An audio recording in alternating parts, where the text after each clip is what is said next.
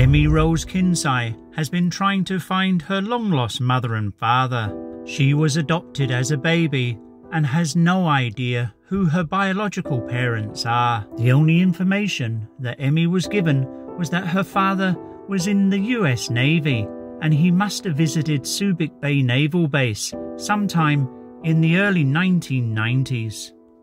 Emmy's adopted mother Sally told us there were 3 children that had been given up for adoption. So we gave Emmy an Ancestry DNA test kit. Wow, with the results that came back, we found a half-sister called Brilliant. This was getting exciting. I'm so excited, like I want to see her. I want to make this Christmas a Christmas to remember for you. So this Christmas we're going to tell you that you're not alone. And your DNA result came back and we found a half-sister. Emmy had always believed she was an only child. So you're not alone in this world. Emmy, you have a half-sister. How does that make you feel? You can say it in Tagalog. Masaya na meron pala akong mga kapatid. We've arranged a video call to your sister right now. Are you ready? Yes, sir. This is going to be a Christmas you'll never forget. Let's do this.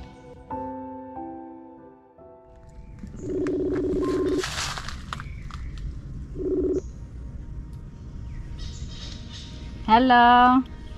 Hello. Are you ready to see your half-sister for the first time? Yes. Yeah. She's just so happy and excited. I'm gonna turn around the camera and now you're gonna see her.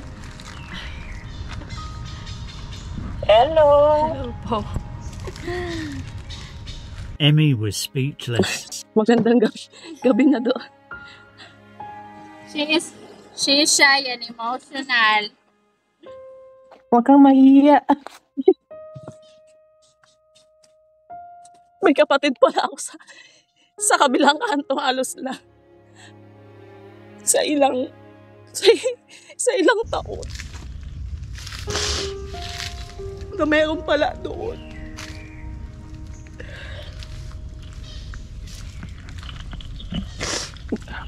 Ate mo ako.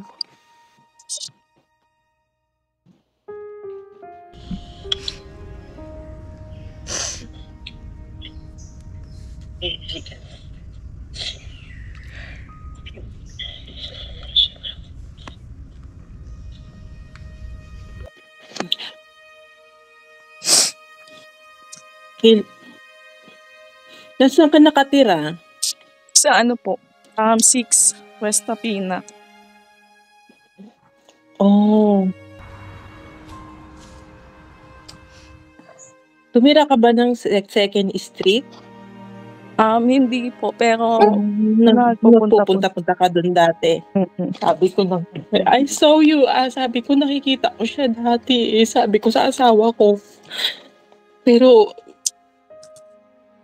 yun lang yung matanda ko, parang nakita talaga kita sa Second Street. Kasi sa Banikain lang ako lumaki. Brilliant's husband had said what we had all been thinking. That's crazy. Hindi mo kilala ang mama natin? hindi po. Wala kahit ano. Kahit pangalan. Ngayon ko nga lang nalaman na Gloria daw pala. Kaya parang nung nalaman ko, parang kahit pa paano meron, kahit pangalan. Anong tunay mong pangalan? They didn't know each other's real names. Ano po, Emmy Rose Kinsey.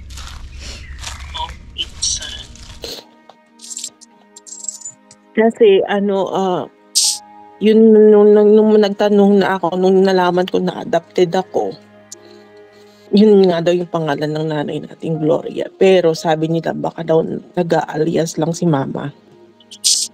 Ng tunay niyang pangalan. Ayun nga din po. nasa isip ko baka kasi alam mo naman nung araw may mga alias-alias sila gano'n. So, Brilliant. Nakausap ko kanina yung nag-adapt kay Amy.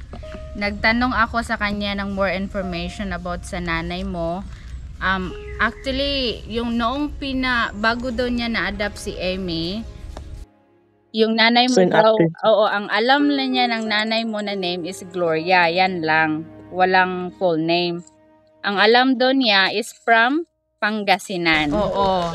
Tapos, bago daw niya na-meet si na-adapt si Amy, meron na daw anak ang nanay mo ng 8 Filipino, full Filipino.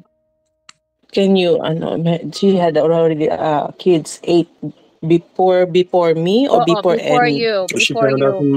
Tapos, Lair, pwedeng pa-English mo nga dito okay. para maintindihan niya. So I spoke Amy Rose adopted mother. She's giving me an information that their mom is the name is Gloria, and she is from Pangasinan, and she was married with a Filipino before, and then she knows you, Brilliant. Your adopted mother knows about you, Brilliant. You know me? Yes, she knows that Amy Rose has another half sister older than her that also half American. Nandyan picture. Parang, I think I see her before. Sa ano lang, di ba? Sa ano yung address mo? West Tapinak, halos lang. This confirmed what Brilliant had thought before. They lived near each other growing up. For street. Opo. Emmy and Brilliant were raised just 4 streets apart, but didn't know each other. Hindi ko kasi alam kung nasa ng nanay natin. Pero I'm so happy na may kapatid ako. Ikaw yun. Na yung kapatid mo nasa... Yun sa tagal mo naghihintay, tapos malalaman mo yung kapatid mo nasa unang, pang-4 na kanto lang nang tinitirahan mo simula nung maliit ka. Yeah, we just for street when we grow up each other. We don't know each other. Oh my God. I'm so happy na nakita na meet kita. Matagal na ako nagsisearch. Yung asawa ko lang, hindi dahil sa asawa ko, hindi ko malalaman. Hindi sa kanya, because he is the one telling me, this is your brother-in-law, telling me to do DNA. I'm not gonna know. James din po ako. Na James ka din. She went to James too. Simula grade 1 hanggang grade 6, tapos first Oh year my sa God. So, I graduate grade 6. Ako ang first thing ng James, first batch na high school. Yeah, before just elementary. Tapos in-extend nila ng high school. Ako yung first batch ng high school. Yeah, oh my God. It's crazy. I can't believe this. Gusto ko kasi talagang mahanap yung nanay natin. Kahit pinamigay niya tayo. It's still our mother. So that's why I wanna look for her. Kasi hindi tayo mabubuhay sa mundo kung hindi niya tayo pinanganak. Diba? Ikaw may anak ka na, you had kids, you know. Sabi ko sa asawa ko, kung bumuhay ang nanay natin, uuwi ako ng Pilipinas. Kasi I had a lot of questions. So, ang sarap ng pakiramdam na you find your own blood. Because ito na yung sinasabi ko sa sarili ko. I'm not even say it to my husband na something missing. Alam mo yun? Parang may kulang. Kahit masaya yung pagkasama namin nung nalaman ko na adopted ako. May kulang. Hindi ko maintindihan. Iba pa rin yung alam mo Gusto ko Yeah. nagmula. Yun. Mhm. Hindi ko lang alam din kung nasaan yung iba nating kapatid. Ikaw lang pa lang yung natitrace ko. God, I give it to you. Ikaw na bahala. Guide mo ako. Darating ang time, ibibigay mo. Eto, Pasko. Ito na yung gift ko. Dahil nala ko yung sarili kong dugo. Oh. Paskong Pasko, sabi ko kay Lair, this is the best gift. Ito na yun. Every night before I close my eyes, I swear, I wanna find you. My mom, if I have a sibling, I wanna find. This is it. Andito ka na, kailangan na lang natin mag-search pa. Oh. Sana buhay pang mama natin. Nawalan na ako ng pag-asa na kung may makita pa ba. Kahit siya na lang, mabuti na lang. Ikaw na hanap ka. As myself and Leah May watched on, it was an incredible feeling to realise we had brought these two long-lost sisters together. Na kahit pa paano, may masasabi ka na kadugo mo. Mhm.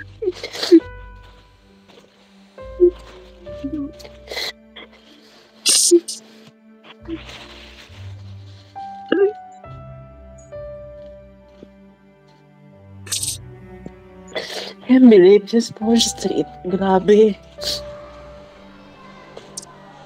Isa pa tayo ng school.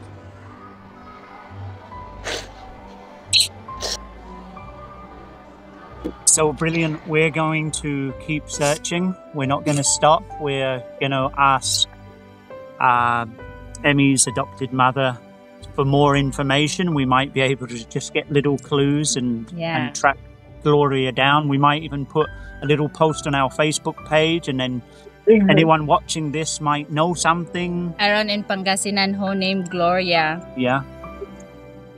And Okay, thank you. we will keep trying for you, but at least today, 2 days before Christmas, you have the best Christmas present you could wish for. You have a new Yes. sister for Christmas. And sometimes the story just finishes there.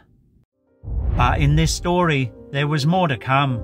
After more researching, the Leah and Blair Slog had discovered another relative. That I was lucky enough to be brought